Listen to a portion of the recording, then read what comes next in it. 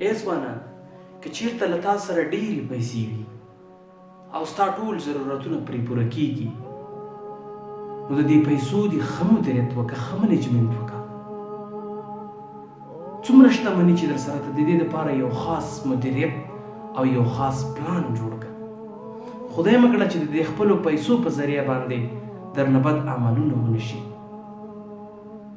په دغې شتمنۍ، په دغې پیسو کې دې د غریب، یتیم، کونډې، بېکسه او د صدقې هغه سهم دنه له هیره ونه وځي.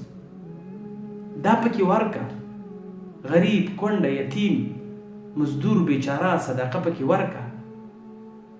خو که ته چېرته د خپلو پیسو ښه مدیریت ونه شي کړی، پیسې ښې مدیریت نه کړي، خپله شتمني مدیریت نه کړي، نو دا په یاد ولره چې ستا دغه شتمني به یو ورځ تا په بدو عملونو اخته کوي. تا ته به دا زمینه برابروي چې ته په بدو عملونو کې مبتلا شي.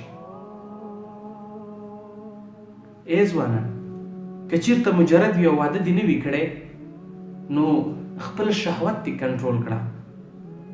خدای مه کړه چې سبا په نورو عملونو کې مبتلا نه شي. عبادات، الله رب العزت ته رجوع، 5 وخته لمونځ په ټایم سره وکړه او په اخلاص سره الله رب العزت ته سجده وکړه. له دې سره به ستا شهواني قوه مهار شي.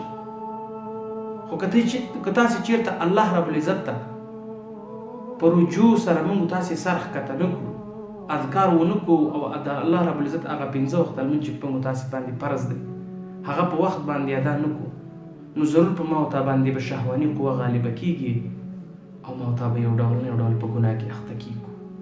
نو راځئ چې داسې کار وکړو، د خپلې شتمنۍ، د خپلې مالدارۍ او د خپلو پیسو لپاره یو ښه مدیریت او یو ښه تګلاره وجوړه کړو، تر څو خدای مه کړه چې موږ د خپلې شتمنۍ او د خپلې مالدارۍ او د خپلو پیسو له وجې په ګناه کې اخته نه شو.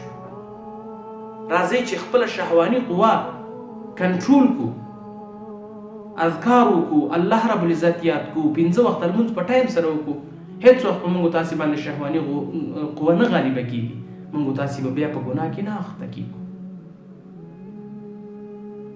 ای ځوانه، که اوزګار وي همداسې مه کښېنه، فیسبوک کې بې ځایه ګوتې مه وهه، ټیک ټاک، انسټاګرام دې کې ګوتې مه وهه.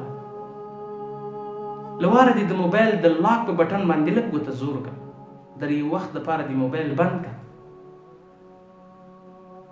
او د قرآن عظیم الشان له اولې سپارې نه تر 10مې سپارې پورې چې د هر ځای پکې اسانه و او تا دپاره ته یې ښه تلاوت کولی شو، هغه تلاوت کړه.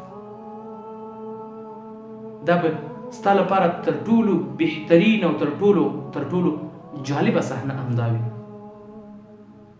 او ته به یو خوشبخته انسان وي.